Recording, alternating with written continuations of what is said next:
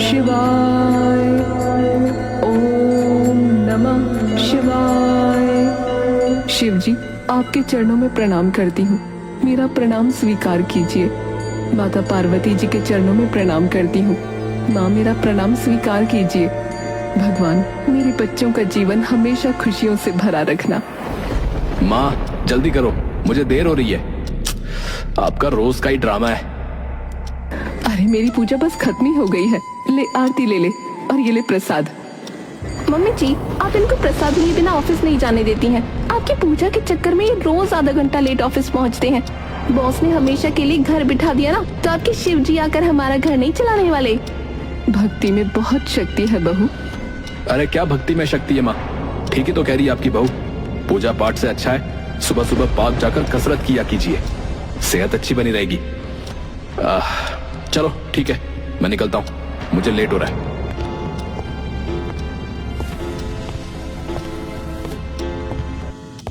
पता नहीं ये लोग अपने आप को समझते क्या है, भगवान से भी डर नहीं लगता।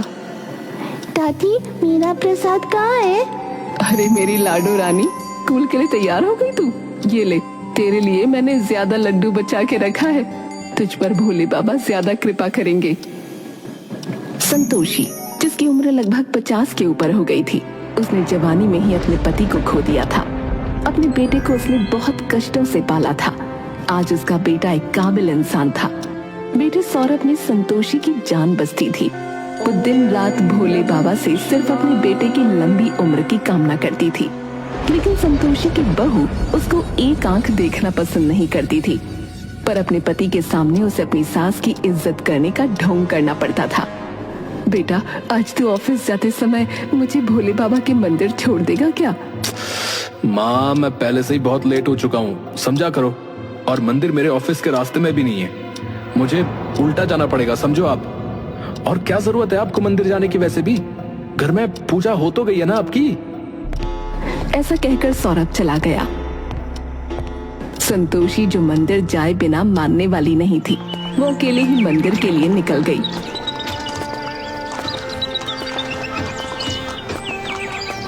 ओह, ये बुढ़ापा, घुटनों के दर्द से चला भी नहीं जा रहा। संतोषी किसी न किसी तरह मंदिर पहुंच जाती है। शाम के 6 बज जाते हैं, लेकिन संतोषी अभी तक घर नहीं लौटी। इनके आने का टाइम हो गया है और ये बुढ़िया अभी तक घर नहीं लौटी है। आ जाने दो, उसकी अच्छे से खबर लूंगी। ये कौन सा टाइम है घर आने का? 50 साल की बुढ़िया हो गई है और बच्चों जैसी हरकतें करती है। घर में रहकर घर का काम करना पड़ता है ना, तो मंदिर जाने का बहाना ढूंढ लिया है। तभी सौरभ आ जाता है।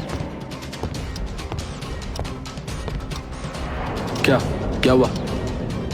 होगा क्या, तुम्हारी माँ सुबह के मंदिर गई, अभी लौट रही हैं। पता भी है मुझे कितनी चिंता हो रही थी। मैं आस पड़ोस में इनकी सहेलियों के घर भी गई थी।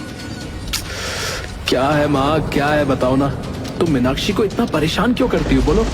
वो बेचारी घर का काम करती है, बच्चे को संभालती है, और अब वो आपको भी ढूंढने जाया करे हैं। बेटा, मंदिर में भोले बाबा का भजन हो रहा था, इसलिए मुझे समय का पता ही नहीं चला। अरे माँ, तुम्हारी भक्ति के चक्कर में ना हमें बहुत ही तकलीफ होती, बता रहा हूँ। आप अरे घर में बैठकर करो ना भक्ति, आप बूढ़ी हो गई हो, बच्चों जैसी हरकतें करती हो। अपने बेटे के मुंह से ऐसे कड़वे बोल सुनकर संतोषी का कलेजा फट जाता है। जिस बेटे को पालने के लिए उसने जी तोड़ मेहनत की थी, आज वही बेटा काबिल होकर उसे खरी खोटी सुना रहा था। संतोषी की आंखों से आंसू छलक गए। यहाँ लोगों को परेशान करके मगरमच्छ के आंसू बहाने लगती है। ऐसा लगता है जैसे कि हम इनके ऊपर अत्याचार करते हैं। इनको साफ साफ बोल दीजिए कि ये घर पर बाहर कहीं नहीं जाएंगी। सुन लिया आपने माँ, आज के बाद आप कहीं मंदिर और पूजा पाठ में नहीं जाएंगी, बता रहा हूँ। जो पूजा करनी है, जैसी पूजा करनी है, घर में करो। सौरभ और मीनाक्षी आराम से खाना पीना खाकर सो जाते हैं। कोई संतोषी से खाने के लिए भी नहीं पूछता। संतोषी अपने कमरे में बैठी आंसू बहा रही थी। दादी, अरे बेटा, तुम यहाँ क्या कर रही हो? अभी तक सोई नहीं? तुम्हारे मम्मी पापा ने देख लिया तो तुम्हें डांट पड़ेगी। दादी, आपने कुछ खाया नहीं था ना, इसलिए मैं आपके लिए खाना लेकर आई हूँ, खा लीजिए। संतोषी आंखों में आंसू लिए पीहू की ओर बड़ी प्यार भरी नजरों से देखती है। उसे एहसास होता है कि इस घर में कोई तो है कि उसे वाकई उसकी फिक्र है। वो खाना खा लेती है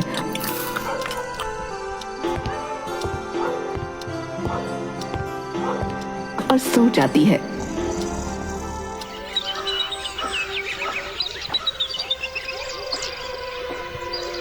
अगली सुबह जब सौरभ ऑफिस जाता है,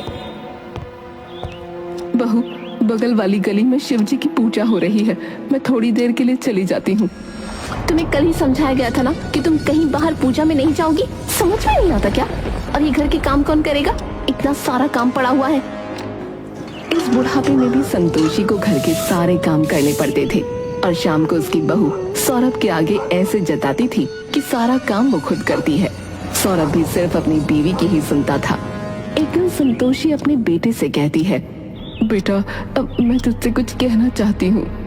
अरे ये बुढ़िया ऐसा भी क्या कहना चाहती है? कहीं मेरी शिकायत तो नहीं करने वाली? क्या कहना चाहती हैं आप? हाँ, क्या हुआ माँ, बोलिए। बेटा, तेरे पापा की बहुत इच्छा थी केदारनाथ जाने की, लेकिन वो अपनी इच्छा पूरी किए बिना ही चले गए। तेरे लालन पालन में मैं फिर इतनी व्यस्त हो गई कि मुझे वहां जाने का मौका ही नहीं मिला।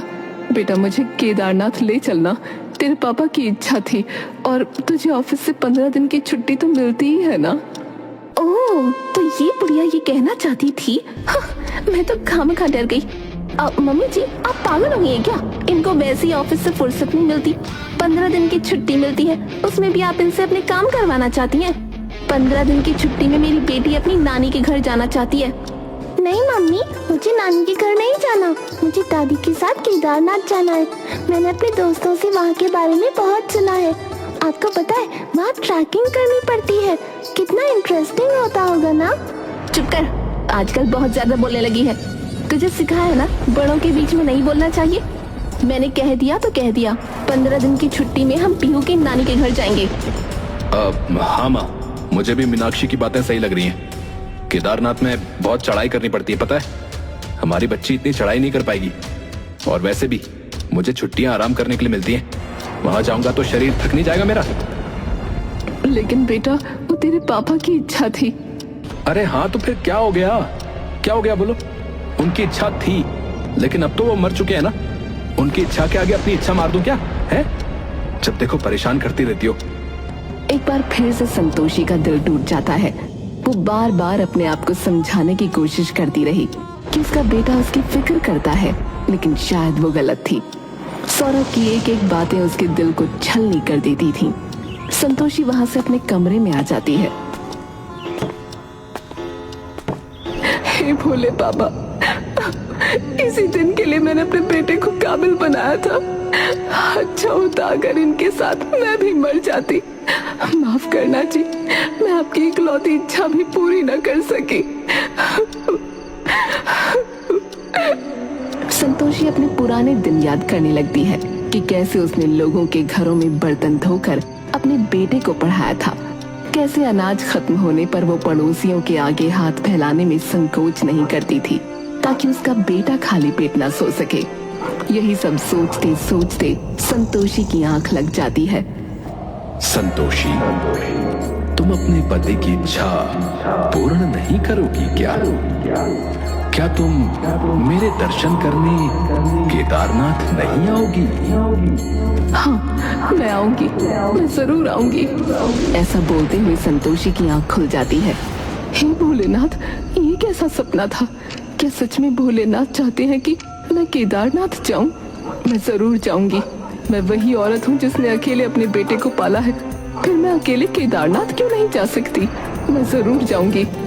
उसी रात संतोषी अपना बैग पैक कर लेती है।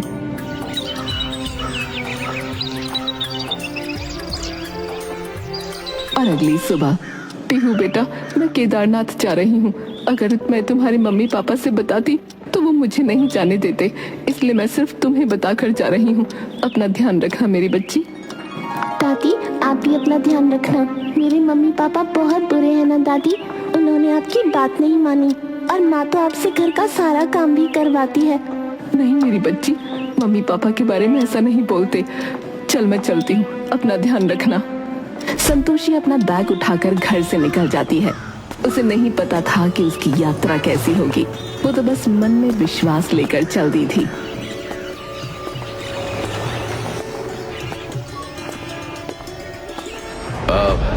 मीनाक्षी, मीनाक्षी, अरे माँ कहीं दिखाई नहीं दे रही है।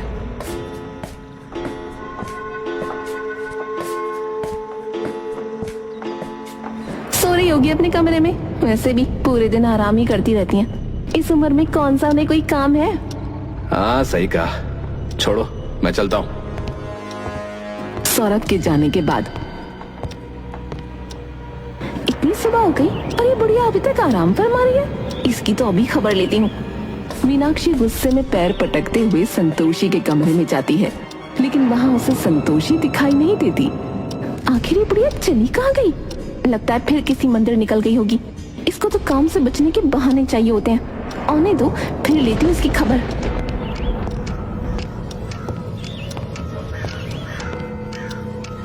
कोई फायदा नहीं मम्मी, दादी को जहाँ जाना था वो चली गई।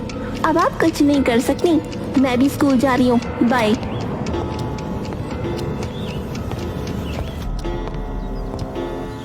दूसरी तरफ संतोषी, जो घर से केदारनाथ के लिए अकेले ही निकल गई थी, वो बस स्टॉप पहुंच जाती है। बेटा, केदारनाथ जाने वाली बस यहीं से मिलेगी ना? हाँ हाँ माँ, मिलती तो यहीं से है, लेकिन अभी 10 मिनट पहले वो बस तो निकल गई। अगली बस जो है वो रात को 10 बजे निकलेगी अब। लेकिन क्या आप अकेले जाने वाली है माँ? वो भी इस उम्र में? केदारनाथ की चढ़ाई बहुत कठिन है अम्मा जी। देखो मैं तो कंडक्टर हूँ, सही बताऊंगा आपको। आप यहाँ से ना घर वापस चले जाओ, आप नहीं जा पाओगे। क्या कहा तुमने? अगली बस रात को 10 बजे खुलेगी? क्या इतनी देर मुझे यही इंतजार करना होगा? संतोषी अपना बैग लेकर फुटपाथ पर ही बैठ जाती है। संतोषी को बैठे बैठे 2 घंटे हो जाते हैं। बहुत प्यास लग रही है, देखती हूँ कहीं आसपास पानी मिल जाए तो। संतोषी पानी के लिए जैसे ही जाती है, उसका बैग चोरी हो जाता है, जिसमें पैसे भी थे। जब वो वापस आती है तो वो अपना बैग वहां नहीं देखकर रोने लगती है। हे भोलेनाथ, ये कैसी परीक्षा ले रहे हैं?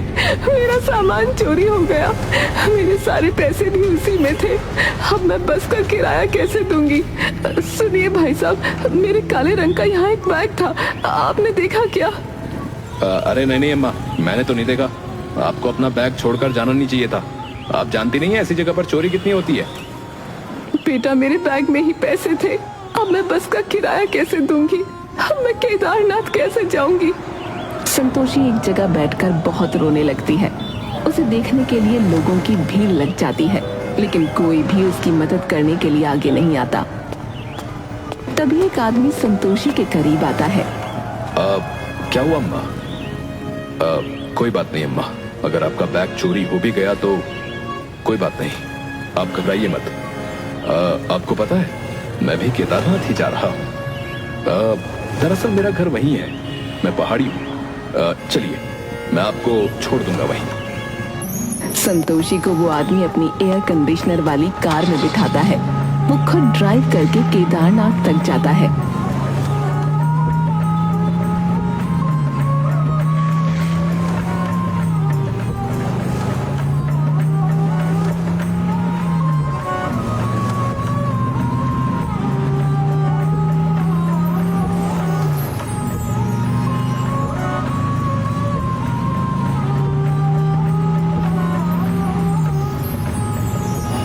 लगभग 4 से 5 घंटे बाद वो लोग पहुंच जाते हैं। तुम्हारा लाख लाख शुक्र है बेटे, भोले बाबा तुम्हारी हमेशा रक्षा करेंगे। वो आदमी मुस्कुराता है और वहां से चला जाता है।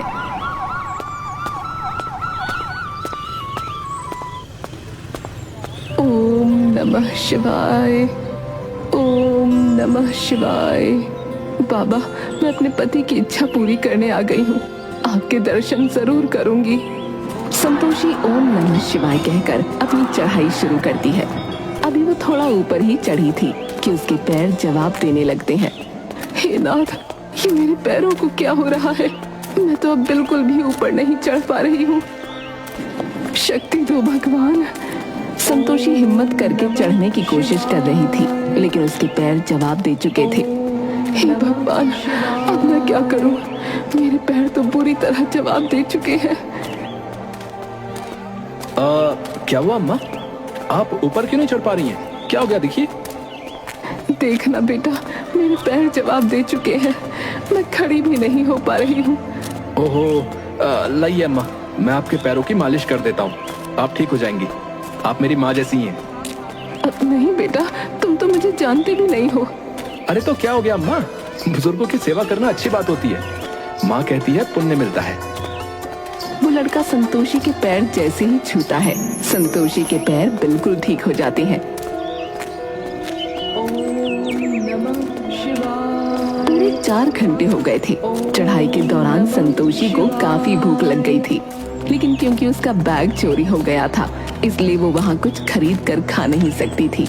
बेचारी भूखी प्यासी थकी हारी एक कोने में बैठ जाती है। तभी उसके सामने कोई खाना रख कर चला जाता है। दूसरी तरफ घर पर देखिए ना, आपकी मम्मी सुबह सुबह न जाने कहाँ चली गई और अभी तक वापस भी नहीं लौटी हैं। अरे यार, तुम इतना परेशान क्यों होती हो? हैं? गई होंगी किसी पूजा पाठ में। खुद ही आ जाएंगी वो थोड़ी देर में। यार तुम परेशान मत करो यार मुझे।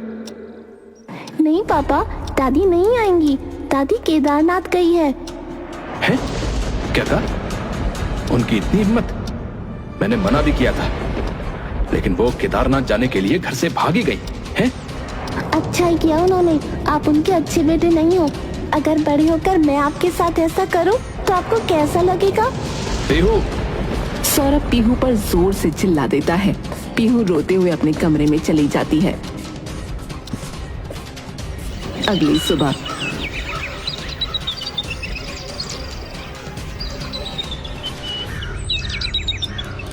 पीहू ने नाश्ता किया या नहीं? आपने उसको इतनी जोर से डांट दिया था, वो अभी तक अपने कमरे में उदास बैठी है। मैं तो कहती हूँ आज उसको कहीं बाहर लेकर चलते हैं, उसका दिल खुश हो जाएगा। मीनाक्षी, सौरभ और पीहू तीनों आज कहीं बाहर खाने जाते हैं, जहाँ से वापस लौटते समय उनकी कार का एक्सीडेंट हो जाता है। पीहू और मीनाक्षी को तो ज्यादा चोट नहीं आती, लेकिन फ्रंट सीट पर बैठे होने के कारण सौरभ के सर पर चोट लग जाती है। डॉक्टर साहब, मेरे पति कैसे हैं? उनको कुछ हुआ तो नहीं ना? देखिए, हमने आपके पति को बचा तो लिया है, परंतु ब्रेन डैमेज होने की वजह से उनकी बॉडी जो है वो पैरालाइज हो गई है। क्या? ऐसा नहीं हो सकता, ऐसा नहीं हो सकता डॉक्टर साहब। मेरे पति को ठीक कर दीजिए। आप जितना कहेंगे मैं उतना पैसा दूंगी आपको। मेरे पति को ठीक कर दीजिए। देखिए, संभालिए अपने आप को। अब तो सिर्फ भगवान ही इनकी रक्षा कर सकते हैं, तो आप प्रार्थना कीजिए। दूसरी तरफ संतोषी आधी चढ़ाई चढ़ चुकी थी। कहीं न कहीं से उसे मदद मिल ही जा रही थी, मानो जैसे खुद भोले बाबा उसकी मदद कर रहे थे। इस तरह आखिरकार वो मंदिर तक पहुंच ही जाती है। मैं पहुंच गई, मैं मंदिर तक पहुंच गई। हे भोले बाबा, देखिए मैं आपके चरणों में हूँ। मुझ पर कृपा बनाए रखिए भोले बाबा। ओम नमः शिवाय, ओम नमः शिवाय। 50 साल की संतोषी ने आखिरकार केदारनाथ की चढ़ाई पूरी कर ही ली थी। भोले बाबा के दर्शन करके प्रसाद को अपने आंचल में बांधकर वो बहुत खुश होती है।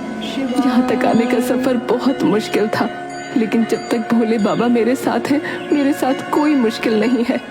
हे भोले बाबा, मेरे बच्चों की भी रक्षा करना।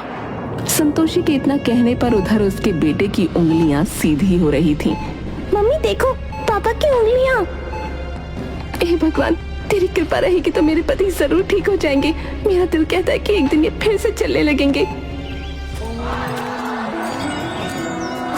उधर संतोषी दर्शन करके बहुत खुश थी।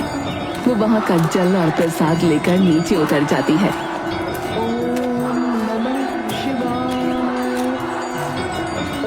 और पूरे 20 दिन के बाद अपने घर लौटती है। उस समय उसकी बहू बाजार गई थी। दादी, आप आ गई दादी। देखिए ना दादी, पापा को क्या हो गया। हम उस दिन बाहर खाना खाने गए थे, हमारा एक्सीडेंट हो गया। पापा पैरालाइज हो गए दादी। संतोषी को तो मानो जैसे सांप सूंघ गया था। वो अपने बेटे की ओर देखकर सिर्फ रोई जा रही थी। वो बेटा जिसके बारे में वो कभी सपने में भी ऐसा नहीं सोच सकती थी, आज उसकी ये हालत थी। मेरा बेटा सौरभ, तुझे क्या हो गया मेरे लाल? मैं तुझे ऐसी हालत में नहीं देख सकती। तुझे उठना होगा, तुझे तेरी माँ के लिए उठना होगा सौरभ। क्योंकि संतोषी को भोलेनाथ पर बहुत भरोसा था, इसलिए वो अपने आंचल से प्रसाद निकालकर अपने बेटे को खिलाती है और साथ में वहाँ से लाया हुआ जल भी पिलाती है। संतोषी के ऐसा करते ही मानो चमत्कार हो जाता है। सौरभ के हाथ पैर हिलने लगते हैं। अब वो अपने हाथ पैर सीधे कर पा रहा था। दादी, पापा ठीक हो रहे हैं, उनके हाथ पैर सीधे हो रहे हैं। तभी मीनाक्षी भी बाजार से आ जाती है।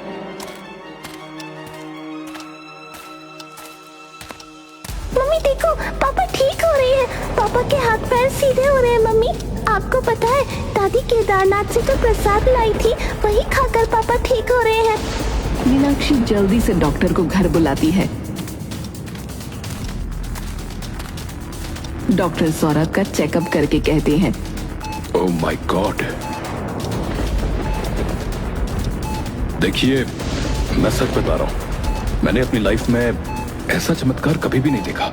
नेवर। इनके 0 चांस थे कि ये ठीक हो पाएंगे, 0 चांस।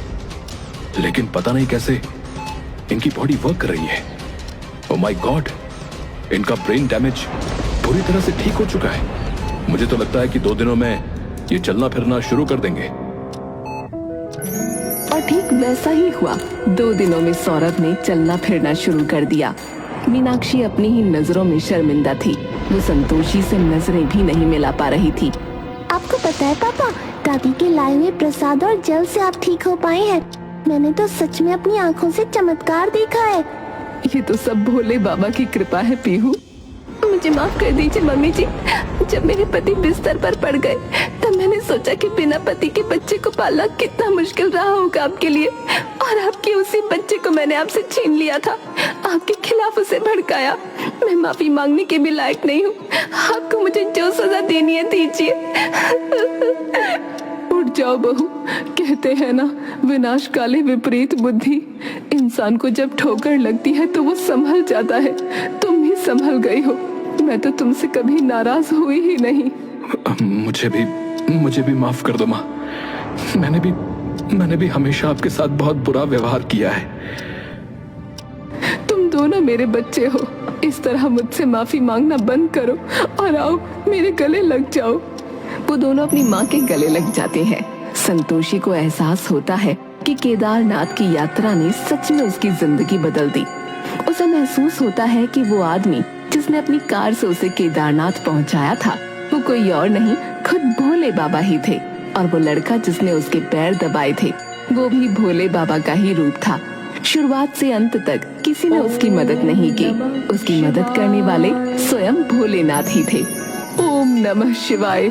जय भोले बाबा की। बेटा, मैं घर में शिव जी की पूजा करना चाहती हूँ। जरूर मम्मी जी, हम घर में शिव जी की पूजा कराएंगे, और वो भी बहुत धूमधाम से। उनके घर में शिव जी की पूजा बहुत धूमधाम से कराई जाती है और अब वो पूरा परिवार भक्ति में लीन हो जाता है और खुशी खुशी अपना जीवन व्यतीत करने लगता है।